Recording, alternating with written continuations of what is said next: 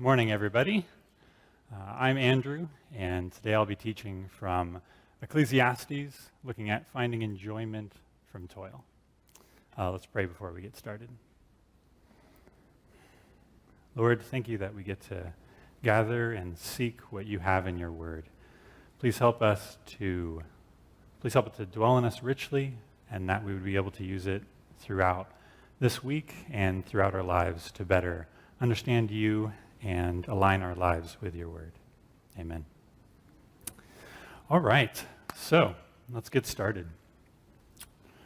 I want to do a little intro into Ecclesiastes to get an idea of where we are. So Ecclesiastes was written by Solomon, called the preacher, king of Israel, and son of David.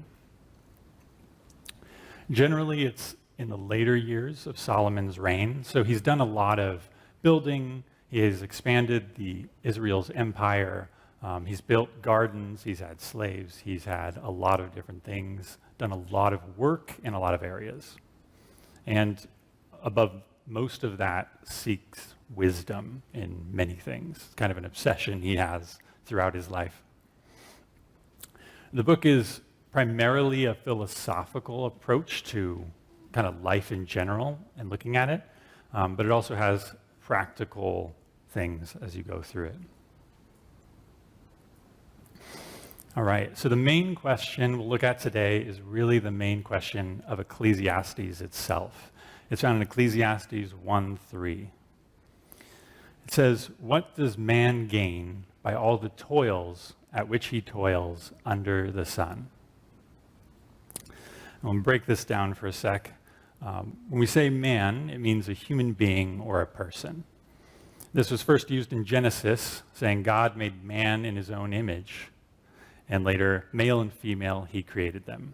So really, it's a member of the human race. So this is asking for any individual person. The second is gain. What does it profit? What does it add to you? The next one is the first of the toil words, which is a wearing effort of mind or body. So you're probably familiar with this yourself as you go through life. Things take a lot of effort. They wear down your body or your mind. And the last one being work severely and with irksomeness is what they gave me. Irksomeness means tediousness or weariness, kind of on the boredom spectrum or on the hard labor spectrum. And so that's what he's asking. I like how the NIV actually puts it. What do people gain from all their labors at which they toil under the sun? So Solomon's been struggling a bit. He's at the end of his life or later part of his life. And he's done a ton of work, and now he's starting to ask this question and really seek it deeply. All right, so let's back up for a second and talk about the biblical definitions of work and rest, because it's a little different than what we usually use in our common vocabulary. So work is really, oftentimes we think of work, or we say, hey, how is work? We talk about, hey, what are you getting paid for? And we see as we look through the Bible, that is a very small definition, and the Bible uses a much larger definition. In the Bible, it's any participation in commerce. So when you buy something, when you sell something, when you're producing or transporting, those are all included. It also includes things like chores. So a big thing is cooking. That's a lot in the law, as well as cleaning, home improvement, caring for your children, yard work. Again, that's all in this category. Building wealth, working the stock market. Again, home improvement, another method. Gathering resources or tools, kind of upgrading what you have, really. And then sometimes hobbies can be included in this. Gardening, woodworking, baking, it's all effort, and it all increases what you have. So that's kind of included in the concept we see of work throughout the Bible. All right. So now we're going to go to the biblical original design for work itself. So we look at Genesis 1 and 2, and what we find is God created the heavens and the earth in 6 days, and then he rested on the seventh. He made man, and he had him to work the garden, to keep the garden, and to have dominion over all of it. So what we see on that original design is man, or every human, was designed to both work and rest. This may be a new concept, that work is what we're designed to do. It was also designed good. So work and rest were originally created good. We were meant to do it, and it was a good thing to do. It also had a general ratio of 6-to-1. There's 6 work to 1 rest. In the beginning it was days, but we see he uses it in various forms throughout the law and things like that. So remembering, if you've worked at something for 6 months, 6 days, take a month off, take a day off. Something to remember as you work. So that's our original design. We were designed to do it. It was good, and there's a ratio of work and rest. And then we move to chapter 3, which is always bad news because it's the fall. So we enter the curse on work. The curse on work. So we look at Genesis 3:17 through 19. And God's worked through the curses from Adam and Eve's sin for the serpent and the woman. And now we're in the section to Adam, and here's where we find details on work itself. It says, "And to Adam he said, 'Because you have listened to the voice of your wife and have eaten the tree of which I commanded you, you shall not eat of it. Cursed is the ground because of you. In pain you shall eat of it all the days of your life. Thorns and thistles it shall bring forth for you, and you shall eat the plants of the field. By the sweat of your face you shall eat bread, till you return to the ground, for out of it you were taken. For you are dust, and to dust you shall return.'" So I've pulled out the various negatives out of that passage, and we find a couple things. The first one, the cursed is the ground, and thorns and thistles it shall bring forth. There's a resistance to our efforts now.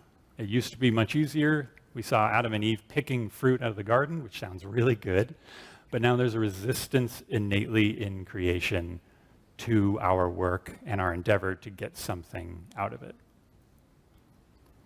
Secondarily, we have, "In pain you shall eat of it, and by the sweat of your face you shall eat bread." This shows us that work will involve both pain and hard effort. Both pain and hard effort. And the last section, "Till you return to the ground, to dust you shall return," introduces us to the original punishment that he mentioned, that death will separate us from our earthly works. So not only is there a resistance to us, not only is there a pain and a hard effort involved in it, but also everything we have will be separated from at some point in the future. It must be really hard for Adam and Eve coming out of good work and seeing a little bit of that, and then having all of this come down on them. It would have been really hard, I imagine. All right, so we've kind of got our biblical framework, our design, the good, but also the bad. And now we move into Solomon's response. So after all of this, he's possibly worn down from his work. He's done a lot of things, and now he's in a point of despair. Prior to the section we're looking at, he was talking a lot about how all things die, so the beasts die, so the fool dies, so the wise die. So he's coming off of that concept of death. And his response is seen in Ecclesiastes 2:18 through 21. It says, I hated all my toil in which I toil under the sun, seeing that I must leave it to the man who will come after me. And who knows whether he will be wise or a fool? Yet he will be master of all which I toiled and used my wisdom under the sun. This also is vanity. So I turned about and gave my heart up to despair over all the toils of my labors under the sun. Because sometimes a person who has toiled with wisdom and knowledge and skill must leave everything to be enjoyed by someone who did not toil for it. This also is vanity and a great evil. So we see his first despair as he's getting later in life is that death will separate him from all of his wealth. The kingdom, the political alliances, the wealth he has, the ability to take care of those that he has, death will come and will separate him. And we think about ourselves, and in 100 years, we won't have access to the goods that we've worked for. They won't benefit us, and we won't have control over it. And that can cause us to despair too. The second thing that he's despairing about is the next two verses, 22 through 23. He says, "What has a man from all the toil and striving of heart with which he toils beneath the sun? For all his days are full of sorrow, and his work is a vexation. Even in the night his heart does not rest. This also is vanity." So he's dealt with the concept of death, but now he's dealing with the innate toil in work. And that work brings grief, it brings vexation, and it brings restlessness. It's that curse that's coming upon it. And this comes from different parts. Sometimes it's the sin within us causing conflict with someone else, or causing us to want stuff that we shouldn't, or be obsessed with things we shouldn't be obsessed with. Sometimes it's the sin in those we work alongside of that comes out. Sometimes it's us trying to control things that are not ours and are actually God's or another person's. And the other part is just a natural resistance of creation to our work that is innately there. I know in my own life, I had a job I really enjoyed, and I thought that would just continue. But I had a time where my boss was questioning a lot of what I did and giving me a lot of things to do, and I was overwhelmed. I had a colleague that was difficult to work with, and then we had a situation he didn't know about, and I hadn't talked to him about it and dealt with it myself. So I was angry, and that caused me to trigger. And I could have dealt with that. That was on my side, but I didn't deal with it, and that was something that I struggled with and brought me grief and anger. And that's vexation means grief, kind of sorrow and anger together. And then just in that work also, there was an economic pressure we were dealing with. And that was kind of a fundamental part of life. There's always that pressure. So that's something I saw and had to work through. All right, so we've gone through a lot of negative so far. You might be feeling a little bit more like Solomon. What's the point? Kind of his main question. What's the point of all this, right? The good news is he comes to some excellent conclusions that we can gain a lot from. Finding enjoyment. All right. So he's gone in and out of this theme a couple times, and he's kind of built his understanding through the book. By the time we get to Ecclesiastes 5, he's got kind of a really good summary of his learning. So let's look at chapter 5, verse 18. "Behold, what I've seen to be good and fitting is to eat and drink and find enjoyment in all the toil with which one toils under the sun, the few days of his life that God has given him, for this is his lot." And I'll stop there. It's a pretty packed passage. So the first thing we see is pretty simple: eating and drinking. Feasting is kind of what is also involved in these words in other areas of Scripture. I want to make sure you don't hear something. I'm not saying eat and drink for tomorrow we die. It sounds very close, but that's not what I'm saying. The hedonistic, just live it up because we're all going to die. Not it. That's not it. What I am saying is that simple sitting down, having a meal, enjoying the food that was prepared or that you bought, enjoying the drink that you have, and enjoying the company with you, kind of that feasting, the relationships you have. So that's something you can see every day. You can sit down today at lunch or dinner and find a little bit of enjoyment, taste the food, and find enjoyment from something you worked to get that food on the table. Sometimes it's hard to remember because it just keeps going and going. But to be take a little bit of a pause and feast, enjoy, talk to the people around you. So that's the first thing he says. Pause and enjoy the food. The second thing is seeing the good or enjoying the good of your labor. Also, this is said 4 times throughout Ecclesiastes. It's one of the rare parts of Ecclesiastes where he's not talking about vanity. He always talks about vanity, about despair. He's at a very low point.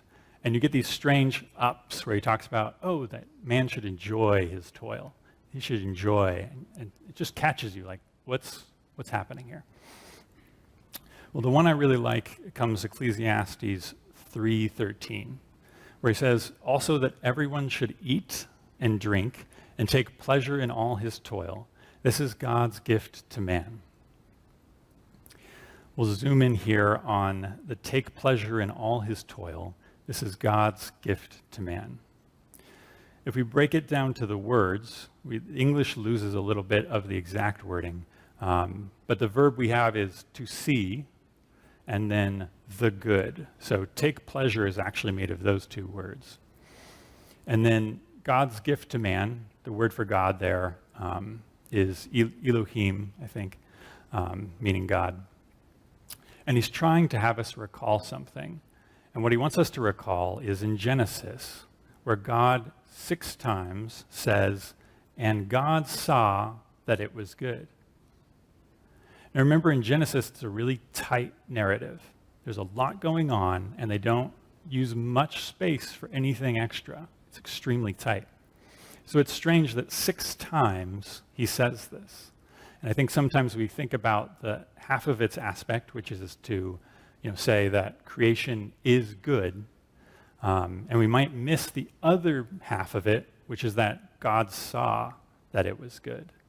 And we notice that the same words are being used by Solomon as he's writing as in the original Genesis.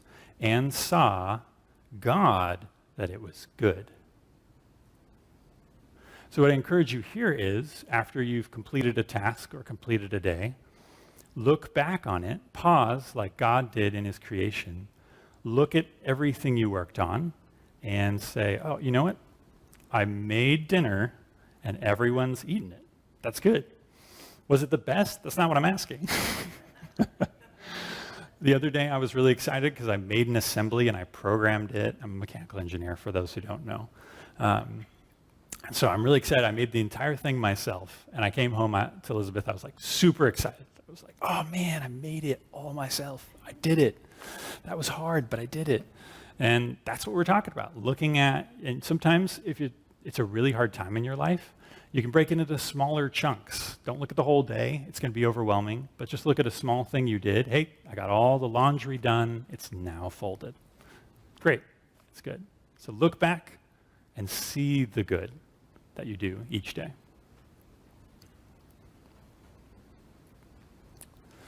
All right. So that was our first verse. Let's go on to the second one. Everyone also to whom God has given wealth and possessions and power to enjoy them and to accept his lot and rejoice in his toil, this is the gift of God. All right, let's break it down. The first thing we see is that wealth and possession are temporary gifts.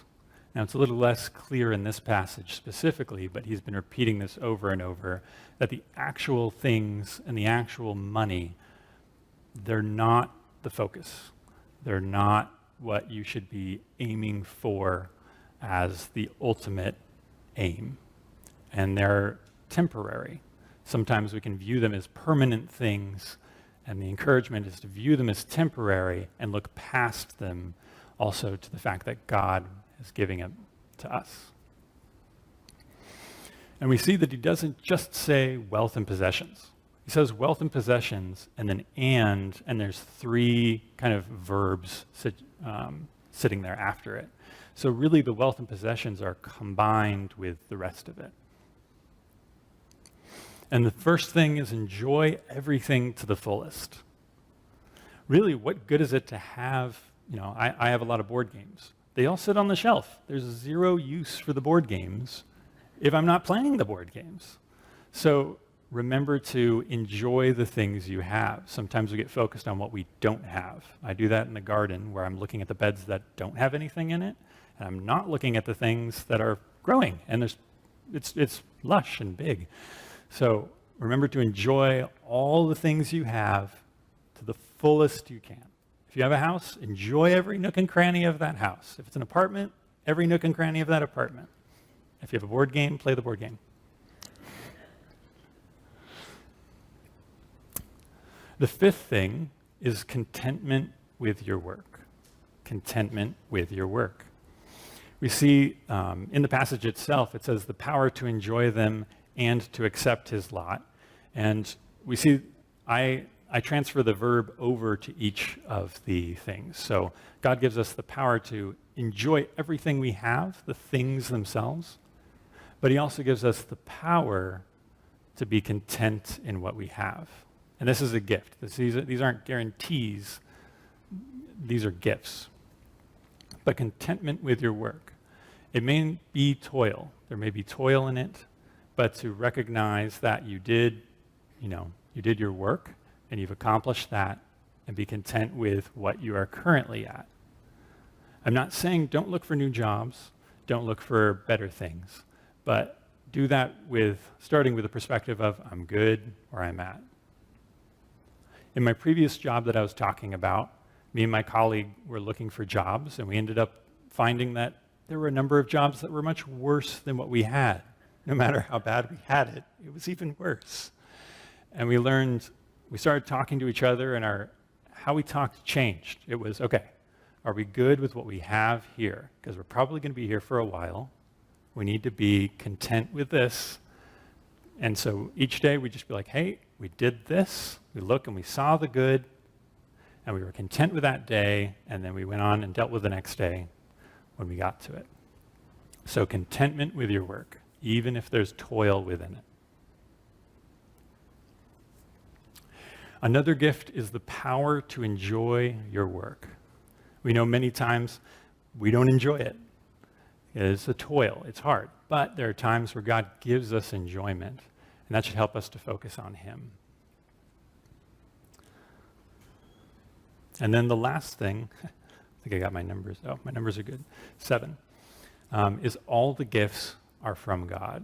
So if you're finding enjoyment in the things or in the work, that is a gift from God to be thankful for. It's not an expectation to bring. If you expect to have enjoyment in all of your work, you will never be employed. That's not going to happen. So it's all gifts from God. The enjoyment, the contentment, any wealth or possessions are all gifts. All right. And then we go on to our last verse. In this section, it says, so we've talked through the enjoyments and the power to enjoy them, and now he says, for he will not much remember the days of his life, because God keeps him occupied with joy in his heart. And you might be thinking, that seems a little disjointed from what we're talking about, maybe. But we need to remember to recall his gifts, to recall the gifts. What he's trying to tell us is when you're in that state of joy and enjoying things, it's really easy to forget it. It's really easy for time to pass by more quickly when things are going well. And when things are hard, it goes slower and you remember it. You guys probably had more memories when I talked about the bad things than when I talked about the good things. So this is an encouragement to us day by day to recall the good things of the day, and also to help each other. Some of us are having hard times. Sometimes to encourage each other, hey, remember when God gave us this thing? and just recall and help balance out some of the toil with the gifts that he's given us. Enjoyment, contentment, things like that. All right, how are we doing? So I really like what Solomon's done throughout this. You see in a lot of that, it's very focused on what we're doing now. I encourage you to look through the Gospels to see a little bit more of God talking about, the love of money or not building the bigger barn and stuff like that. And also, Jesus ends up saying more things about being rich toward God. And that's not something I had in the book, so I didn't cover it. But it'd be a great thing to do in addition to this lesson, is looking at being rich toward God and not just rich toward what you have here. All right, so Solomon has built up this. He's understood the hard and the good, and now he's going through the pitfalls. So Ecclesiastes 4 through 8, there's more to it, but I'm condensing it to just the sections, just a couple sections. The pitfalls of work. Our first one is in verse 4. Then I saw that all the toil and all skill in work come from a man's envy of his neighbor. This also is a vanity and a striving after the wind. So our first pitfall is coveting instead of contentment. Coveting instead of contentment. And I think this isn't talked about as much in our society, but I have it a lot and I don't realize it. I'll flip through Amazon and be like, oh, I want that. Oh, that YouTuber used that for his garden. That could make it a bit better. Oh, if I just build one more garden bed. And I don't even realize I want what someone else has. I miss it. So, and is that why you're doing your work? And it's just good to be aware of this. If you're looking at what other people have, or you're looking at buying something, just to think about your heart. Is there that coveting within it, within that action? Make sure you're not striving because you want to be as good as somebody else or have what they have, and to check your heart at that spot. All right, the second verse says, the fool folds his hands and eats his own flesh, which may sound a bit strange if we go to, and severe. If we go to Proverbs, we see something said similarly. A little sleep, a little slumber, a little folding of the hands to rest, and poverty will come upon you like a robber, and want like an armed man. Our second issue is laziness instead of diligence. Now we need to put this in proper context. We have 6 days of work and 1 day of rest. So if you're taking that, 1 day of rest, you're not being lazy by resting. That's totally fine, and that's encouraged. But if during those 6 days that you're supposed to be working, that you're actually resting and ignoring your work, you're being lazy. And it can be subtle. I struggle with this sometimes at work. I'm working on a computer, and I realize the next thing I need to do is copy things from a spreadsheet to another, and it's going to take me 4 hours. I don't want to do that. So I think I'll just watch a 5-minute YouTube video, take a break. After about an hour, I haven't gotten any work done, so I'm like, okay, I'm being lazy, and I need to get back and engage. And oftentimes laziness comes when you interact with toil. You don't want to do it, and so instead you do something else. You get distracted. You're like, oh, I'll work on something I want to, where there's more enjoyment. But it's a good practice to sit down and work through it, and then look back and see that you did it. So laziness. The next verse, again, I saw a vanity under the sun, one who has no other, either son or brother, yet there is no end to all his toil. And his eyes are never satisfied with riches, so that he never asks, for whom am I toiling and depriving myself of pleasure? This also is vanity and an unhappy business. obsessive wealth building. That obsession with increasing your wealth over and over without any thought beyond it. And I think this is encouraged a lot in our current society. The idea, like, if you take your house and you put it into stock and you put it into money and you put it over here, like, you can just keep upgrading and upgrading. But what Solomon says is there's no point at which you're satisfied. There's this, like, innate desire that you have to build and build, but there's no point at which satisfaction comes. You've never stopped and been, oh, that was good. That's enough. I'm good with that. And the desire of the heart is like that. It will push you on and on, way past any type of contentment. It holds that in front of you, that carrot in front of you, but you never see it. I have this in my garden where I made 7 garden beds, and I'm trying to get these garden beds in so I can grow more things. And my plan for the year was 8. And I get to the 8th, and my first thought is, I'll make a 9th. Don't do that. Stop.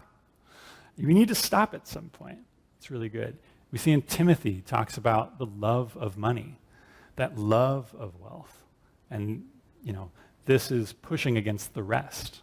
Maybe you're not taking that day off to rest. So make sure that you rest. Make sure you balance work and rest. So this is 2 sides you can fall off of. All right. So, time for discussion. So, my question is, are there any thoughts, any questions, or any memories you've had that have kind of surfaced as we've been talking? And Eamon has the mic in the back for us. Oh.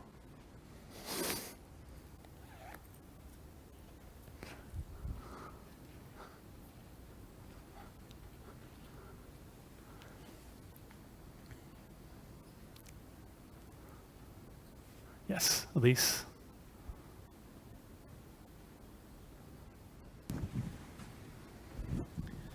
Thank you. Thank you for the working through Ecclesiastes. I find myself in my thought there a lot, like, what's the point? But one thing that's really helpful for me, because I tend to work too much, is, and then just to give up in despair. Because work, despair, it's never enough. To say, one time my daughter said to me, the best way for you to push against the darkness is to enjoy a day of fun. Mm-hmm. Right? So I think that's what perhaps what you're getting at too, is it's okay to have fun. Yeah. Right? And that's a way to push against darkness. Mm-hmm. Because the darkness, I was at a graduation last night, and one of the speakers told the graduates that the whole world is depending on them. And I thought, that's so soul-crushing. No, actually, go to the beach and ride some waves. So, not all the time, but I think that's what our culture does. Thank you. Thank you, Elise. Yeah, it's hard. And sometimes having fun and enjoying a little bit can displace some of the despair too, because you only have time for one thing. And sometimes if you sit down and enjoy it a little bit, it can displace a little bit of that. Yes, Kevin? I find this tension in life between trying to build things that will last and then actually find more enjoyment in doing things that are going to be gone as soon as you do them. Musical performances like that, as an example. You create something in the moment, people enjoy it, but then it's just an experience that's passed. And you didn't try to make something that will be something that people go back to and look at and think about, like a painting. And oddly enough, I found there can be more enjoyment in doing things that are just for that moment in time. They're more about the shared experience than they are the thing that you make. Yeah. Yeah, thanks, Kevin. That's good. Anyone else? Oh, yes.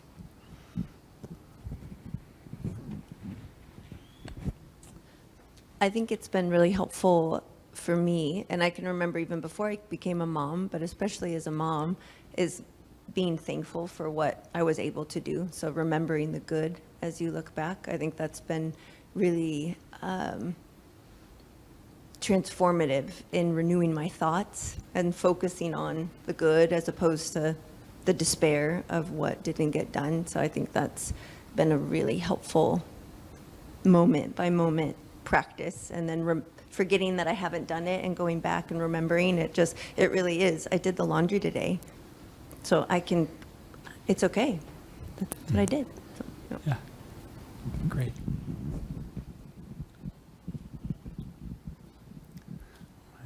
Oh, yeah. I got one. In my industry, I was always big on chasing the dollar, right? But I didn't realize what it did going after the bigger money in my industry. So I'd take that position, but with that came more work, and it ended up pulling me away from the family time, my faith, and I found myself drifting away, and it became miserable. Even though I made the more money, but my life became a lot more miserable. Rather than being content with the position I had, where I had time for my family, for church and my faith, I went and chased the dollar, and it pulled me away from all of that and caused misery. So for me, I just had to focus on how to really be content where I'm at and not chase the dollar in the bigger position. Yeah.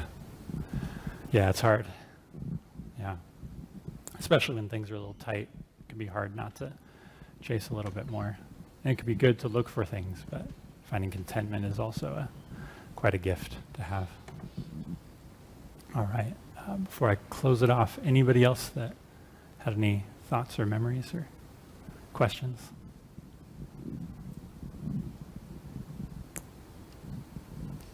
All right. I think I want to kind of do a little wrap up. So when we look at work, we're designed for it and it's good, but it has hard things in it. And God sometimes generously gives us enjoyment and contentment and gives us the ability to enjoy the things, the people, and even the work. And there's other times where he doesn't. And it's okay to acknowledge, as we see Solomon did, when it's hard. And I think sometimes with the idea of not complaining, we just don't want to say anything bad. But I think a way to get around that is to say, this is what occurred, and this is how I'm feeling. This is my reaction to it. This is my anger, my sorrow in it. And not kind of blame the other thing, but look at how your reactions are, maybe. And tell it to the person that you're close with, acknowledging as Solomon did. And when someone does that to you too, as Job's friends did, they just sat and they listened to him lament for chapters. Just listen to them and be with them, and they'll acknowledge and you acknowledge that it was hard. That was difficult. That would grieve me. And then on the other side, to also acknowledge the good things, to see the good, and to see the good for others as well. Maybe your colleague or your wife or husband did something really good, and you're like, hey, let's turn around and look at that. You did a great job there. Point it out to them sometimes too. All right, let's pray. Lord, thank you so much for your word and the depths at which you explore the creation and bring it forth to us. I ask that you would help these things be on our hearts, that it would set our expectations for the next day and the next week. That would help guide us toward what you are asking us for, that we would not be rich in riches and possessions, but in good works and rich toward God. Help us to love our neighbors, to enjoy time with those who we spend time with, to enjoy the things that you've lavished upon us. I ask this in your name. Amen.